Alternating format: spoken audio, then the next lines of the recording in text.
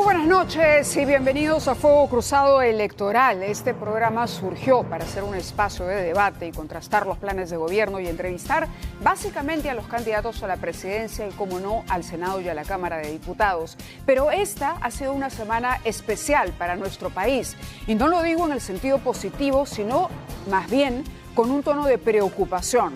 Esta semana hemos elegido, o el Congreso, porque esta no ha sido una elección popular, no hemos sido los ciudadanos los que hemos colocado a José María Balcázar en Palacio de Gobierno, lo ha hecho el Congreso luego de un proceso bastante cuestionable de censura al expresidente José Gerí. ¿Fue constitucional la censura de Gerí o no fue? Lo que correspondía era una vacancia.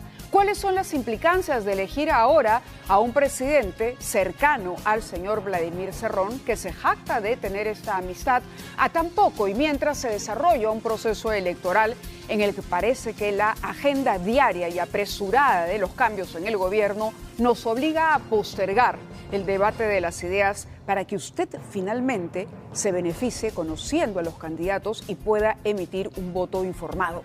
Esta noche, en este paréntesis, vamos a dedicar Fuego Cruzado Electoral a analizar justamente qué es lo que pasó, pero sobre todo qué es lo que va a pasar y cómo así hemos llegado a esta situación en el Perú. 8 presidentes en menos de 10 años, el señor Balcázar todavía no llega a 28 de julio, no sabemos, por lo pronto parte con una cifra en negativo, porque el día de hoy se ha publicado una encuesta en Perú 21 que le da un 63% de desaprobación. Es decir, la ciudadanía está rechazando lo que ha hecho el Congreso por la alta rotación, como si cambiar de presidente fuera cosa que se puede hacer con facilidad y que el impacto fuera nulo en la vida de los peruanos. Porque como mientras el señor Julio Velarde esté en la presidencia del BCR y mientras la inflación esté controlada, creemos en un espejismo peligroso que no va a pasar nada en nuestro país. Tenemos una mesa de lujo para iniciar esta noche. Nos acompañan como invitados en esta mesa. Está con nosotros el expresidente del Consejo de Ministros, Pedro Cateriano, además candidato por el Partido Libertad Popular al Senado y también a la vicepresidencia. Muy buenas noches, Pedro. Buenas noches, gracias por acompañarnos. A mi derecha se encuentra Víctor Andrés García Belaúnde, ex congresista y a quien se voceaba como presidente del Consejo de Ministros en la eventualidad de que María del Carmen Alba ganara la elección en el Congreso. Gracias, Víctor Andrés. Y finalmente nos acompaña el abogado especialista en Derecho Constitucional, Lucas Herzi. Lucas, muchas gracias por acompañarnos esta noche. Muchas gracias, Mávila. Buenas noches y un saludo grande a Víctor Andrés y a Pedro. Igualmente. Feliz de estar acá. Muy bien, los hemos convocado porque queremos las distintas miradas para entender. El día de hoy, poco antes de que este programa saliera al aire, finalmente, un comunicado de la prensa señalaba que Hernando de Soto es el flamante premier, el presidente del Consejo de Ministros de este nuevo gobierno a cargo de José María Balcázar. Hernando de Soto ha sido candidato a la presidencia.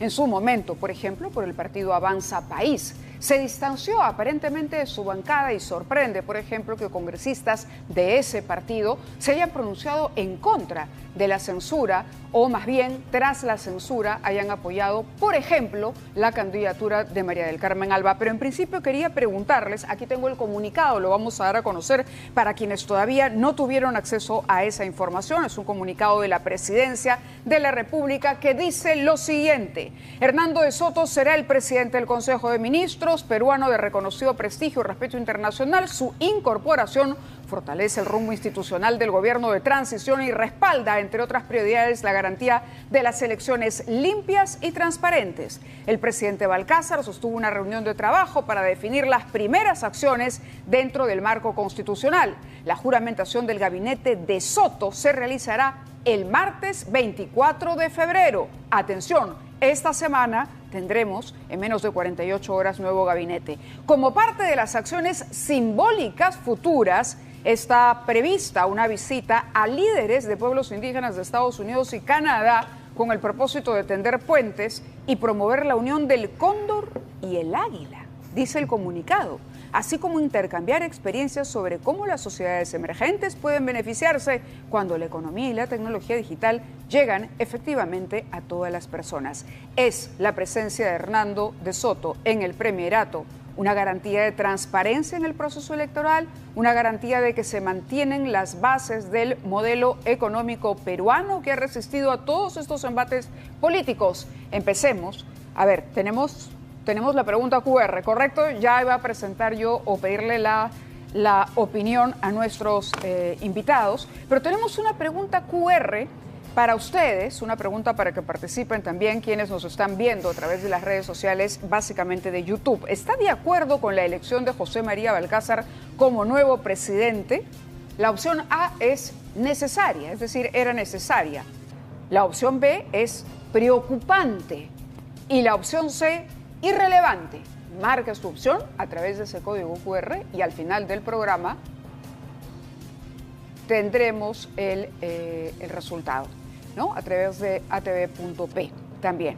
Ahora sí, les decía si la presencia de Hernando de Soto como premier en el gobierno de José María Balcázar es una garantía de estabilidad, por lo menos hasta 28 de julio, pero sobre todo de transparencia en lo que supone el proceso electoral en curso. Señor Pedro Cateriano, muy buenas noches. Quisiera empezar con usted. Bueno, esta anarquía política ha permitido que un pleito entre los sectores de la derecha democrática o del centro democrático, la elección de Balcázar, sí, un miembro de un partido marxista, leninista, mariateísta. Y ahora este presidente encargado, proveniente de ese sector político, nombra o propone la designación de Hernando de Soto como presidente del Consejo de Ministros. La literatura fantástica es realidad en la política peruana. Es decir, esto tendrá que ser estudiado más adelante, cómo en medio de este caos hay estas carambolas, estos cambios de bando, estas violaciones al orden constitucional. Y bueno, el anuncio de la presidencia del Consejo... ¿El anuncio? Bueno, lo que sorprende es que sea una prioridad para el señor de Soto visitar los pueblos indígenas de los Estados Unidos y del Canadá en medio del caos del desgobierno existente en el Perú. Por ejemplo, hoy en Arequipa, absolutamente abandonada por el gobierno central. Hoy el señor Balcázar viola la Constitución, no tiene Consejo de Ministros y nombra a un secretario general de la presidencia violando el orden constitucional. Es decir, continuamos en el caos. Entonces, lo que esperamos es que esto se detenga. El país no puede continuar con esta inestabilidad política. Es el periodo más largo de nuestra historia republicana de inestabilidad política, con esta cantidad de presidentes y altísima rotación de ministros. Ningún programa de gobierno podrá aplicarse si es que esta situación continúa. De acuerdo, Víctor Andrés, ¿cuál es su opinión sobre la incorporación de Soto al gobierno de Balcázar? Bueno, yo creo que es una jugada inteligente, ¿no? Muy inteligente, busca, como tú lo habías anunciado, busca el nuevo presidente estabilidad y la seguridad de que lo van a dejar hasta el 28 de julio. La pregunta era si de Soto garantiza eso. No lo sabemos, aparentemente sí, pero no lo sabemos, o sea, es su intención. Hay que recordar que cuando subió Paniagua al poder, trajo de París a Pérez de Cuéllar y fue una gran noticia en su momento. Claro, Paniagua no era pues Balcázar, evidentemente tenía un personaje de mucha mayor calidad, pero el hecho de venir Pérez de Cuéllar le dio, evidentemente, tonificó a ese gobierno transitorio. Y creo que acá el señor Balcázar ha querido hacer una cosa parecida, ¿no? Guardando distancias de personajes, ¿no? Pero ha querido hacer una parecida y traer a una persona sumamente conocida en el mundo internacional, con mucho prestigio, lo trae de primer ministro para poder salvar su gobierno, porque es un gobierno que está a la deriva en este momento. Y claro, tratar de hermanar al águila con el cóndor, me parece pues que están desfasados, o sea, ¿qué cosas están pensando? No, parecería que no están viendo la realidad, ¿no? Una cosa mientras caen las lluvias en Arequipa. Y de repente pueden acusar de hacer campaña por el cóndor de Libertad Popular. Entonces tiene que tener mucho cuidado con el mal uso del cóndor. Bueno, ¿qué dice Lucas Gersi, quien además ha sostenido enfáticamente que lo que hizo el Congreso fue una infracción constitucional al aplicar la censura para sacar a Gerí. Sí, claro. A ver, una cosa es lo que ocurrió el martes y el miércoles y otra cosa es lo que ha ocurrido ahora, ¿no? Yo he sostenido efectivamente que la censura de Gerí fue un atropello a la Constitución, además de un acto absolutamente irresponsable, porque en el año 2003 el Tribunal Constitucional estableció con gran claridad que cortarle la cabeza a un presidente es algo importante, es algo serio y es algo que solo se puede hacer con una supermayoría de votos en el Congreso, es decir, con 87 votos, no con 60, ni con 50, ni con 65, sino con 87. Entonces fue una figura forzada, fue un atropello a la Constitución y la historia del Perú así lo va a reconocer. Pero ese es el periódico de ayer, ¿no? Gerí ya salió, Gerí pudo haber acudido al Tribunal Constitucional y decidió no hacerlo. Abro un paréntesis. ¿No? Gerí podría eventualmente acudir al Tribunal Constitucional y el Tribunal Constitucional, mañana más tarde, aun cuando no pueda retroceder en los hechos consumados, de alguna manera marcar simbólicamente. Reivindicarlo o marcar un derrotero para decisiones futuras de estas en situaciones similares. A ver, cuando Gerí era todavía presidente, a través del Consejo de Ministros, pudo haber planteado una demanda competencial que va directo al TC y el TC casi de inmediato pudo haber paralizado esta situación. Pero Gerí no lo hizo porque no tenía la convicción de defenderse, ¿no? Gerí hoy día podría presentar una demanda de amparo que llegue eventualmente al TC, pero esa demanda va a demorar 3-4 años en llegar. Y de acá a 3-4 años, el TC podría reivindicarlo simbólicamente, como seguramente Dina Boluarte va a ser reivindicada. En los periódicos está que Dina Boluarte ha presentado una demanda para que declaren inconstitucional su vacancia. Yo estoy seguro que Dina Boluarte va a ganar, pero va a ser una victoria simbólica, ¿no? A ver, más allá de estos temas de ayer y de anteayer, que son muy, muy importantes, el tema de hoy. Yo creo que nombrar a Hernando de Soto es una muestra de madurez política y de responsabilidad. Y lo digo yo no siendo para nada fan de Hernando de Soto. A mí Hernando de Soto me parece un personaje a veces con convicciones un poco endebles, pero creo que en esta coyuntura es un gesto de mucha responsabilidad, porque estás poniendo un presidente del Consejo de Ministros que tiene un peso específico, que va a ser un profesional, digamos, responsable, y que no va a ser, creo yo, un títere de la izquierda radical o de Vladimir Cerrón. Recordemos que cuando lo escogen a Balcázar presidente, Valdemar Cerrón se mete a su vehículo y van juntos a Palacio y siguen una serie de tweets absolutamente exaltados de Vladimir Cerrón, donde Vladimir Cerrón dice que él va a gobernar y que él se va a vengar de todo el mundo. Entonces el miedo evidente es que acaba de venir un zarpazo contra la institucionalidad democrática. A ver qué dice Pedro Yo Capellano. pienso que De Soto no va a dar un zarpazo contra la institucionalidad democrática. De Soto me puede caer un podría, poco mal o no, pero es un demócrata. Y eso está muy pero bien. De Soto realmente le pone un freno a las aspiraciones de Vladimir Cerrón. Lo digo porque nombró a un secretario del despacho presidencial, el señor Balcázar, al abogado nada menos que de Cerrón. Creo que el que nombró no era él, sino otro, ¿ah? No, el abogado pero era una persona absolutamente cercana. Sí, intentó Ávila, intentó y recientemente no se nombró al abogado, ha nombrado al señor Torrico. Claro, ahora ha cambiado. Ha cambiado de parecer. Ahora, sí, pero igual hay una proximidad que para mucha gente es preocupante, porque ya sabemos cuál es la concepción de la democracia que tiene el señor Cerrón, o mejor dicho, de la no democracia. Hay algunas coincidencias y discrepancias. Yo no tengo la confianza en el señor de Soto que tiene Víctor Andrés y que tiene Lucas. Me remito a sus antecedentes. Pero en todo caso, de la oferta que había, es la menos mala. Y veremos qué pasa. Pero yo no compararía a de Soto con el embajador Pérez de Cuéllar de ninguna manera. No creería tampoco pues que es un demócrata, como ha dicho Lucas. Él ha sido colaborador de la dictadura de Morales Bermúdez y colaborador de la dictadura de Fujimori y Montesinos. Después del golpe del 5 de abril del 92, él trabajó para esa dictadura. O sea que las credenciales democráticas, en ese sentido, yo tengo mis dudas. Como peruano, le deseo el bien al país. Este caos no puede continuar. Yo no quiero que fracase de Soto, Pero veamos, su primer exabrupto en este comunicado me genera temor. Exabrupto A Lucas y a cuando Vitocho parece que no, que es la confianza total. Hay algo que es a mí la me confianza parece- total en De Soto. Yo creo que hay algo bien Yo prefiero interesante ser que no estamos cauteloso. viendo, ¿ah? Prefiero ser Sí, cauteloso. mira, hay algo bien importante que creo que no estamos viendo. ¿Ah? Yo creo que tanto Pedro como Víctor Andrés se han burlado un poquito de este tema del cóndor con el águila, ¿no? Y yo creo que si bien es un poco disparatado, es un mensaje también interesante.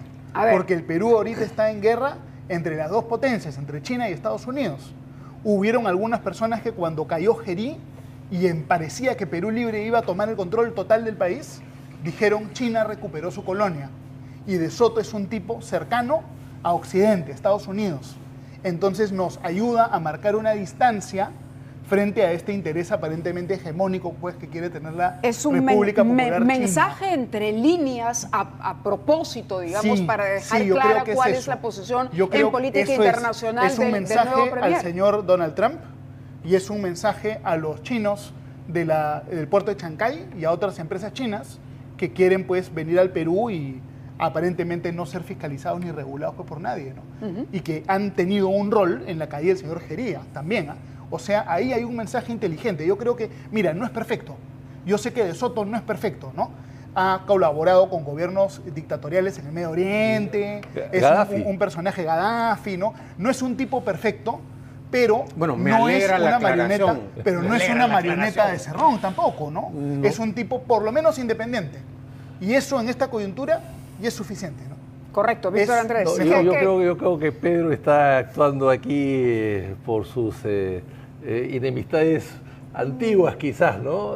Distanciamientos, Vargas Llosa, De Soto, quizás él está recurriendo un poco a esa vieja historia, ¿no? Lo que es opinado, sinceramente, no me parece una comparación de Pérez de Cuellar con, No, con yo, De Soto, que yo ¿no? no, Ya, pero yo, sí. yo no los he comparado como personas. Ah, ya. Solamente he dicho que parecería que quieren agarrar un poco esa idea Ah, de ya, poner ya. un gran... Vale la aclaración en todo caso. Gracias, Pedro. Ahora- lo que yo creo, para terminar, Sí. yo creo que había, y que Pedro debe conocer, acá Lucas también, por supuesto, que son abogados, la suerte que en el derecho no es ciencia exacta, entonces uno puede interpretar algunas cosas, ¿no es cierto? Es Pero, en fin, verdad, sí. pero había un gran jurista, Manuel Vicente Villarán, que en los años 30 dijo lo siguiente y que se aplica a esto. Dijo, en el Perú no hay ministros ilustres, hay ilustres que son ministros. Entonces, parecería que quieren hacer eso, quieren a un ilustre hacerlo ministro. A ver si mejora pues el gobierno, que está muy frágil, ¿no? Muy frágil. Pero hay un tema de realismo, ¿no? Por ejemplo, Balcázar se ha dado cuenta que gobernando por la izquierda radical de Perú Libre va a enfrentar una oposición muy fuerte Así es. y puede colapsar. Entonces, buscar una persona independiente con un perfil un poquito distinto demuestra en realidad inteligencia, ¿no es cierto? Si Ahora, Pedro Castillo hubiera hecho esto, Lucas. de repente sería presidente todavía, ¿no? Usted decía algo interesante. El capítulo de ayer no lo analicemos, vamos a ver lo que está ocurriendo ahora. La historia finalmente va a dilucidar qué es lo que pasó con la decisión del Congreso y el Tribunal Constitucional en su momento tendrá que pronunciarse inevitablemente sobre esto, sobre todo porque ya hay una demanda presentada por la señora Boluarte, la expresidenta Boluarte. Correcto, pero ese es otro tema, ¿no? Pero ese Eso es no otro lo de tema. Gerí, sino lo de Ahora, Lima, ¿no? la pregunta sí que nos arrastra nuevamente a los hechos de la semana es, el señor Balcázar sorprendió con una votación que nadie pudo pronosticar.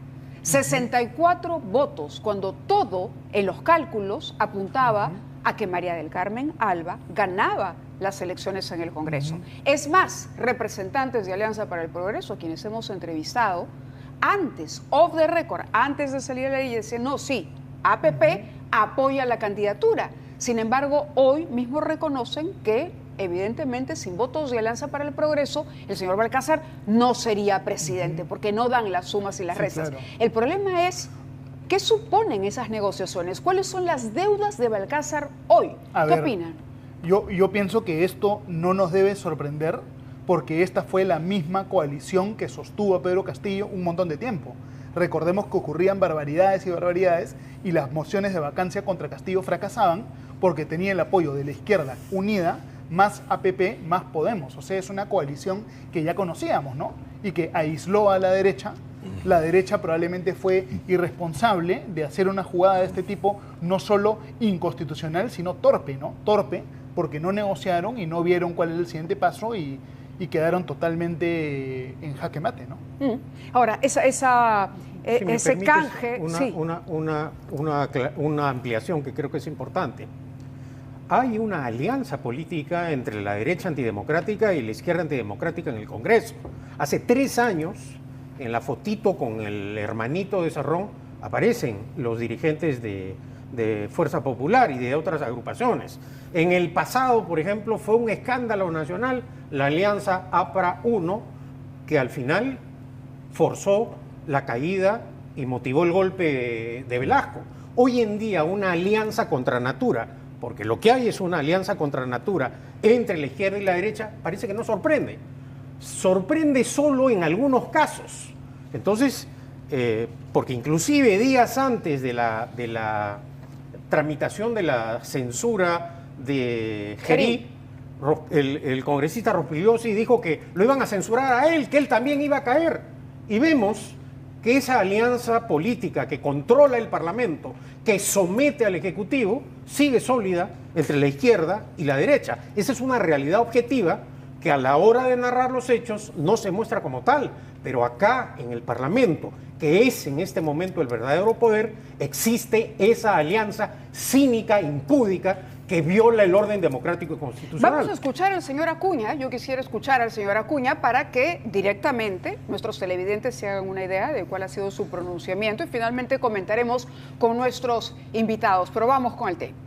El presidente tiene que garantizar elecciones transparentes, tiene que hacer todo lo posible en el crecimiento económico y que en buena hora creo que ha anunciado, creo que va a quedarse la ministra. Él es abogado, espero que esa experiencia proponga algunas propuestas claras en cuanto al tema de la inseguridad. Rafael López Aliaga ha dicho que se ha encargado de copar ministerios y de robarse la plata, lo que indica él.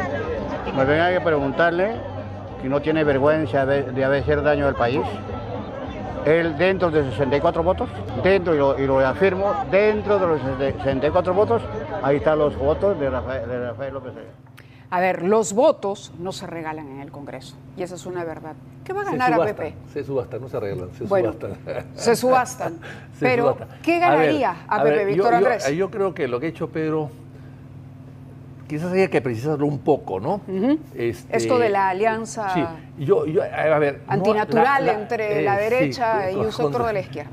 Porque en realidad son bancadas que tienen ruedas, que cambian de posición, que van avanzando y van retrocediendo. Acabas llegando con 20 parlamentarios y acabas 10 y tienes 10 y acabas con 20, o sea, y hay alianzas casi individuales, o sea, está atomizado el Parlamento y se unen en torno a subastar el voto por granjerías, por negocios, por ministerios, por directorios, por trabajo, por ese tipo de cosas. O sea, yo creo que por encima de lo que ha dicho Pedro es algo más, ¿no? Es algo más. Ojalá que puedan haber alianzas de tipo ideológico. No, acá no hay ideología, acá son intereses concretos y se subaste el voto.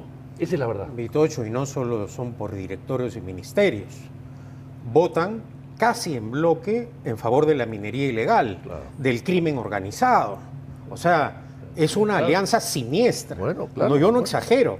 Revisemos además las votaciones en bloque, por ejemplo, para cargarse a Gerí, para destituir a la señora Boluarte en bloque. Parecían votaciones comunistas, castristas, chavistas, ¿no? Casi unánimes, violando la Constitución. Entonces, estamos ante una situación sumamente peligrosa que creo que hay que denunciarla.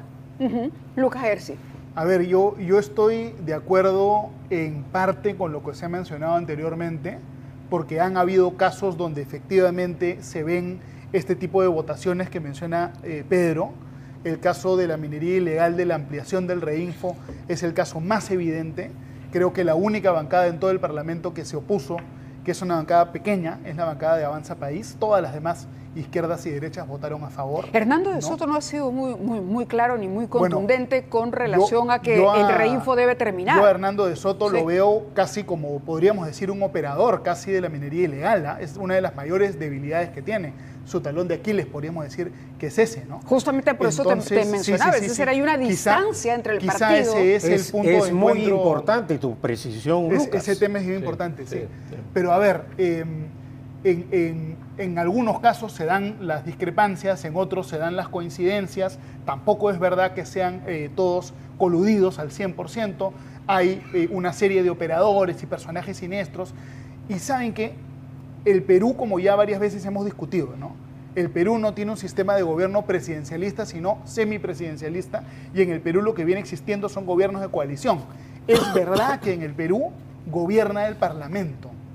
Es verdad. Y eso es verdad, sí. Yo quisiera preguntarles a los solo tres. que eso no es necesariamente malo. El A ver. problema es que tiene que ser más transparente. Y todos los peruanos deberían saber qué partidos políticos participan del gobierno y cuáles no, y qué ministerios están en qué partido y cuáles no, y habría que trabajar una fórmula si para me darle permiten, transparencia a un eso. parlamento, este parlamento, que hace un cambio cuando la ciudadanía se ha pronunciado claramente en contra de las dos cámaras. Sin embargo, el Congreso hace el cambio y finalmente lo concreta. Vamos a elegir senadores y diputados. Entonces, acaba de decir, este es un sistema semipresidencialista. Sí, claro. ¿O Copiado, es un inspirado en el sistema parlamentarismo informal? ¿Podría aplicarse ese concepto a lo que estamos viviendo ahora? No. Es decir, hay un Congreso que gobierna, pero que mantiene las formas con una figura presidencial debilitada, pero que finalmente está ahí para cumplir determinadas funciones. ¿Qué opina? Víctor Andrés. A ver, yo no estoy muy de acuerdo con Lucas, por supuesto. A ver, yo no creo, el gobierno, o sea, el Congreso está gobernando en este momento, sí, porque es un gobierno muy débil, muy frágil, que no tiene ningún tipo de sustento. Entonces, ante eso, el Congreso, mediocre, atomizado, lleno de intereses y de media ciencia, pues evidentemente maneja y participa. Es decir, cada congresista o cada bancada tiene ministerios y por tanto está participando directamente. Y claro, y con esto que han aplicado de la censura, que yo creo que es legal, por supuesto, hay una ley inclusive en época buena que se dio. Bueno, en fin, ahí vamos a discrepar de todas maneras, pero en fin, en todo caso, hagamos lo que dicen algunos constitucionalistas que no han sido parlamentarios, ojo, que en ese punto que no van al Parlamento. Opina como yo, por si ¿Quién? acaso. Domingo opina como yo. Estamos chocando con la familia. Sí, pero bueno, pero es mi gran hermano que yo lo quiero y lo adoro mucho, pero no tengo por qué coincidir. Yo con mi hermano también discrepo. En el pensamiento de todo, pues, o sea, no, podemos discrepar, por supuesto que sí, ¿no? Pero hay que ser parlamentario para poder tener una visión más completa de lo que se llama mayéutica parlamentaria. Entonces, aquí lo que pasa es que se aplicó, ha ido a cambiarse y aclararse, sí, pero se aplicó la censura. Y la censura es una espada de Damocles para el señor Valcárcel hasta el día 28 de julio. O sea, la han aplicado adrede. No quiero lo otro porque quieren dejar antecedentes. Pero en todo caso, lo que quiero decir con esto es que la constitución de Fujimori, la unicameralidad que se creó para crear una cámara pequeña, manejable por el Ejecutivo, hoy día ha implosionado. ¿Por qué? Porque hay demasiadas partidos, demasiadas bancadas y partidos además que no están constituidos, que no son tales, que son vientres de alquiler. Y entonces por eso es que tenemos el espectáculo triste que tenemos hoy día. En este momento la gente se debe estar preguntando, porque hay mucha gente incluso que esta semana curiosamente decía, pero ¿y ahora cómo se llama el presidente? ¿De verdad que ya no está Dina Boluarte? ¿Qué pasó con el que salía a los penales, a las requisas? Porque la gente tiene todo el derecho de levantarse y de atender sus temas urgentes. Sí, claro. Y no le puede seguir necesariamente el ritmo a esta cosa loca que se llama política peruana. Yo he conversado la semana pasada con varias personas que creían que la presidenta del Perú era Mari Carmen Alba, por ejemplo. O sea, hay un montón de gente que está recontra confundida. Bueno. Y digamos, cada vez que se hace una cosa de estas, se desgastan las instituciones y se le da legitimidad y fuerza a los autoritarios que quieren dinamitar el sistema. O sea, es un sistema debilitado que va a costar mantenerlo a flote. El Estado de Derecho en el Perú está en cuidados intensivos y es deber de todos cuidarlo. ¿Por qué es importante? Yo quisiera que le expliquen ustedes a los ciudadanos que sienten, bueno, pero seguimos levantándonos, haciendo lo nuestro. Muchos no queremos siquiera prender el televisor o ir a las redes para enterarnos, preferimos mantenernos al margen de la política porque consideramos que todos son corruptos, que todos priorizan sus intereses. Esto está expresado en las cifras de los sondeos de opinión. y no quiero ser parte de eso. Esa es la sensación del ciudadano. ¿Por qué le dirían que en este momento es importante la fragilidad de las instituciones en este momento y sobre todo la fragilidad en la que estamos colocando el sistema democrático como lo hemos venido conociendo hasta hace unos años? Pedro. Mira, Mávila, yo respeto las opiniones, pero discrepo. En ninguna democracia occidental, pero en ninguna, te cargas al presidente como sacaron del cargo a la señora Boluarte o como han sacado a Jerez. Eso no es así. Y por lo tanto hay que empezar a debatir salidas, porque esta inestabilidad política no puede continuar. Una, por ejemplo, propuesta es la muerte cruzada como en el Ecuador. ¿Qué es la muerte cruzada? La muerte cruzada es un mecanismo que se utiliza cuando hay confrontación permanente entre los poderes del Estado.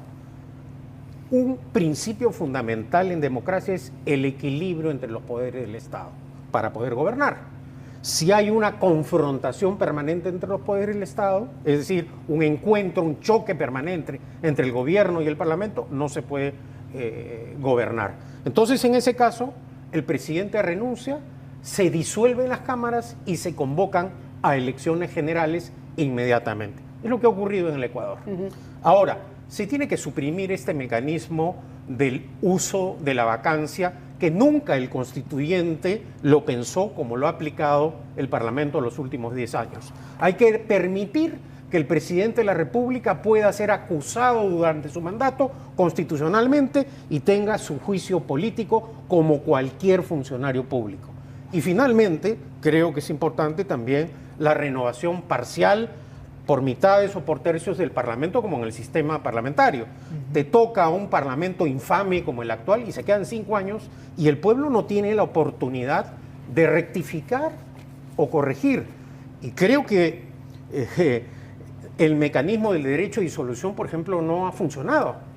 Se creyó que en la Constitución del 79, estableciendo el derecho de disolución, sobre todo teniendo en cuenta la experiencia acontecida durante el gobierno de Bustamante y Rivero entre el 45 y el 48, que cayó por el filibusterismo aprista, y el primer mandato de Belaúnde entre el 63 y el 68, en donde era una constitución parlamentarista y porque tanto Senado como diputados podían censurar, negar confianza, interpelar. Se le llegó a interpelar, por ejemplo, a un ministro de Agricultura y censurar porque no supo responder cuál era el precio de los pallares en Ica. Entonces, va sombrío, en esos extremos. Ha hecho 3 propuestas. Entonces, termino. Sí, por favor, para poder escuchar a los otros invitados. El constituyente del 78 estableció el derecho de disolución de la Cámara de Diputados si ésta censuraba o negaba confianza a 3 consejos de ministros.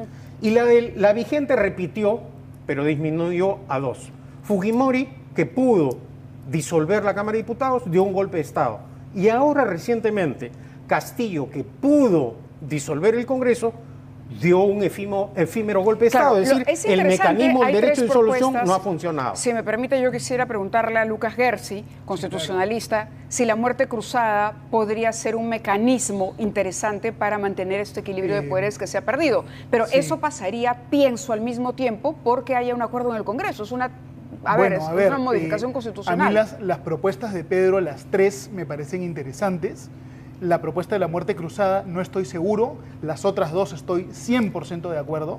Creo que son buenas propuestas en general. La propuesta que más me gusta que ha dicho Pedro es la renovación del Congreso por partes. Eso es bien importante. Porque si tú tienes un presidente que no controla el Congreso y tienes una situación de confrontación, si tú renuevas el Congreso por partes, lo que ocurre es que a mitad de periodo del presidente hay una especie de referéndum y el pueblo puede premiar al presidente, castigar a la oposición, o castigar al presidente, premiar a la oposición, y hay un mecanismo democrático para sacar que la olla de presión no reviente, ¿no? Es muy sano. La mayoría de democracias modernas del mundo lo tiene Argentina, lo tiene Estados Unidos, lo tiene, creo, Colombia. La mayor parte de democracias funcionales tienen eso, o sea, eso está muy bien.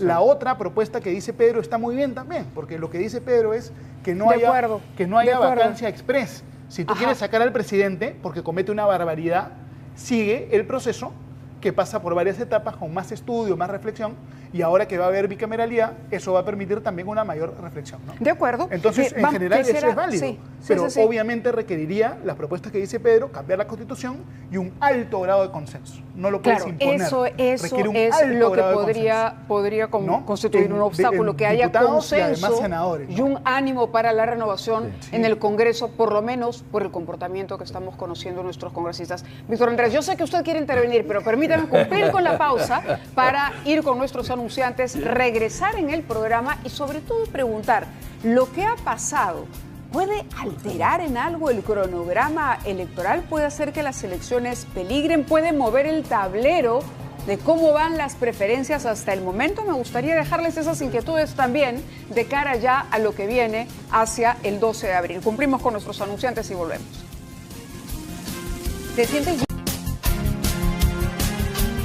Muy bien, soy Alas. A ver, ya queda poco tiempo, vamos a aprovechar a nuestros invitados. Y la pregunta que habíamos dejado planteada es, ¿tiene esto que hemos visto los peruanos esta semana, este cambio en la presidencia, en el cambio de la orientación, sobre todo ideológica del presidente, en el apoyo que ha recibido de determinadas bancadas en el Congreso, un impacto? ¿Hay peligro en el proceso electoral?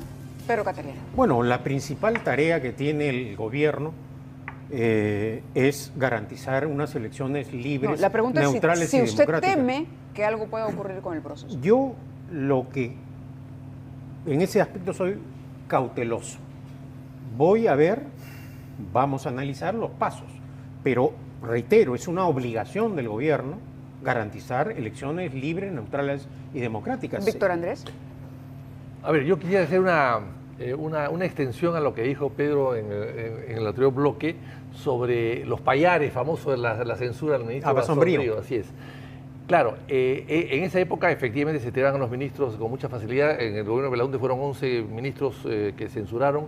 En época de Bustamante, del 45 al 48, hubo un ministro, pero fue una emboscada en realidad. Fue muy emboscada y que eso se ha tratado de evitar después, porque ya exigen, cuando hay censura o interpelación, hay una serie de requisitos. El trámite reglamentario. Pero en esa época no. Entonces fue una emboscada de decirle a un ministro, oiga, ¿cuáles son los precios del payares en Ica? Sí, pues, porque en esa época había precios por departamentos.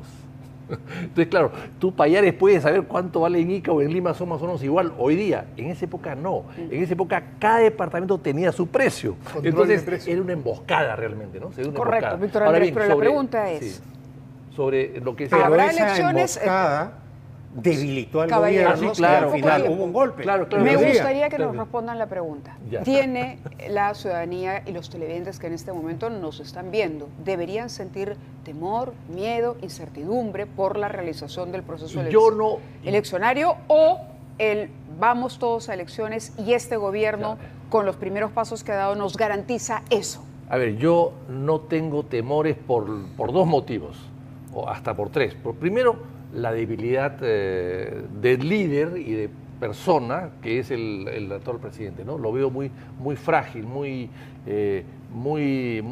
poca cosa para poder tomar un liderazgo y asumir ese tipo de actitudes ¿Estás diciendo poca cosa el presidente? Sí, bueno, si quieres media cosa, pero no más.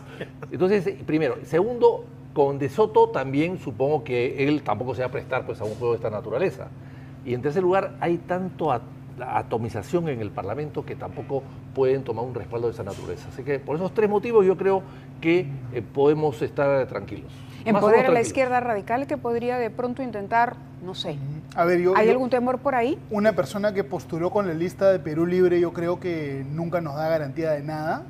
Tenemos que tener un grado sano de temor y si hay siquiera una amenaza de un zarpazo contra la democracia, los demócratas del Perú nos vamos a movilizar y vamos a combatir para defender la democracia y la lucha para preservar la libertad es permanente, o sea, siempre vamos a estar ahí en ese trabajo fiscalizador, estoy seguro, con Vitocho y con Pedro, ¿no? ¿Qué En características? este caso ¿Ya? coincido con Lucas. Muy bien, ¿qué Está bien, características en este debe caso, tener el mira, gabinete y de un- Soto para que no se me acabe el tiempo Y también, por favor? una denuncia, un tema también de las elecciones.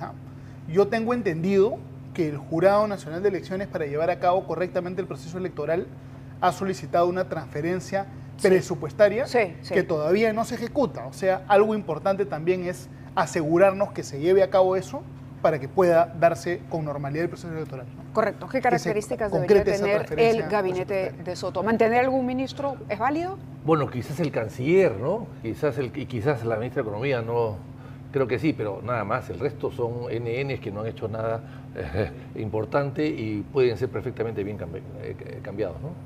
Y que tiene un gabinete que tiene que ser técnico, muy técnico, muy independiente y que se dedique solamente a continuar a las cosas que están en camino y no tratar de inventar nada nuevo hasta que se vaya. La pelea que se ha desatado entre Rafael López Aliaga y Keiko Fujimori, los dos partidos, digamos, más identificados con la derecha por el tema Gerí y la elección Balcázar, ¿creen ustedes que recompone las preferencias que los puede llevar a perder apoyo del electorado, Pedro? Es más de lo mismo, ¿no? Yo creo que es teatro político en campaña electoral. Lo que sí, me parece que ya el desorbitado exalcalde de Lima le dice ladrón, que ha robado a Acuña. Me parece que eso no ayuda a un debate. Y yo creo que la campaña electoral es el momento propicio para hacer planteamientos, para hablarle con la verdad al pueblo, para no mentirle al pueblo y para que el pueblo pueda votar en base a un conocimiento cabal de las propuestas que va a llevar adelante el gobierno. Estamos, yo creo que una de las razones de la crisis política, de la débil institucionalidad democrática en el Perú, es el uso permanente de la mentira. La mentira ha deteriorado a nuestro débil sistema democrático y nos hemos acostumbrado a tener gobernantes mentirosos y ya hemos visto cómo acaban los gobernantes mentirosos. Bien, quiero compartir con ustedes, sí, pero lo dejo terminar. Por lo tanto, hay que hablarle con la verdad a la gente, al ciudadano, al pueblo. Bueno, a propósito de ello, habíamos comentado al inicio del programa que este nuevo presidente, José María Balcázar, parte con el resultado de una encuesta que dice que el 63% lo rechaza, según Ipsos. Pero vayamos a ver el resultado de la encuesta o de la pregunta que les planteamos a ustedes a través de este código QR que todavía tienen en pantalla, y ustedes han respondido así. ¿Qué opinan? ¿Están de acuerdo? ¿Qué sensación tienen con la elección de José María Balcázar como nuevo presidente? ¿Necesaria? Estos son los resultados. Vamos con los resultados. A ver, ¿está de acuerdo con la elección de José María Balcázar como nuevo presidente? La consideró necesaria el 50%, preocupante el 43%, irrelevante el 7%. ¿Qué les dice este resultado si además también traemos a la mesa el resultado de Ipsos de hoy? Lucas. Ha salido mejor rankeado Balcázar en tu encuesta que en Ipsos. Parece interesante, ¿no? A ver, yo quería comentar un poquito... Pero necesaria por el rechazo a Gerí, de pronto, porque Gerí era indefendible. Quizás, ¿no? Bueno, si analizas las cosas que ha dicho Balcázar, no es mejor que Gerí, ¿no? No, claro, están al mismo nivel.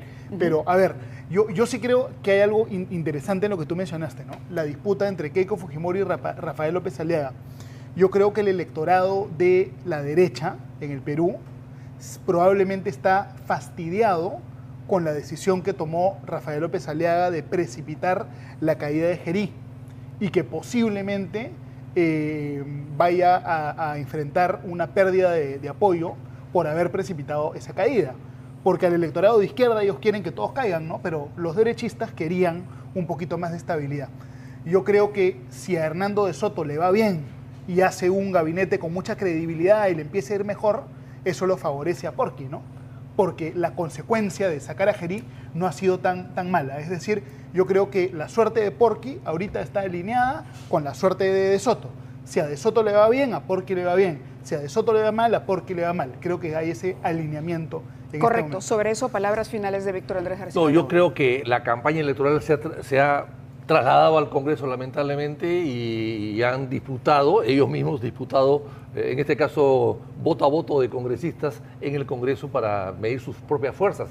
Y creo que eso ha debilitado a todos en general. Yo creo que al que más ha debilitado evidentemente es a Porky, porque él fue el que primero inició esta cruzada para sacarlo a Gerí y después a los que han elegido a este presidente que es prontuariado, evidente mucho más que Ejeri, y luego al final quizás la menos perjudicada, pero igualmente perjudicada porque el Parlamento es tóxico en el Perú en este momento, parece pues una cachina, es también Keiko Fujimori. Tengo 30 segundos, Pedro. Este es un parlamento que ha traicionado al pueblo. Este es un parlamento cuyos personajes se han dedicado a incrementar su patrimonio inmobiliario. Este es un parlamento infame. Este es un parlamento de traidores a la democracia.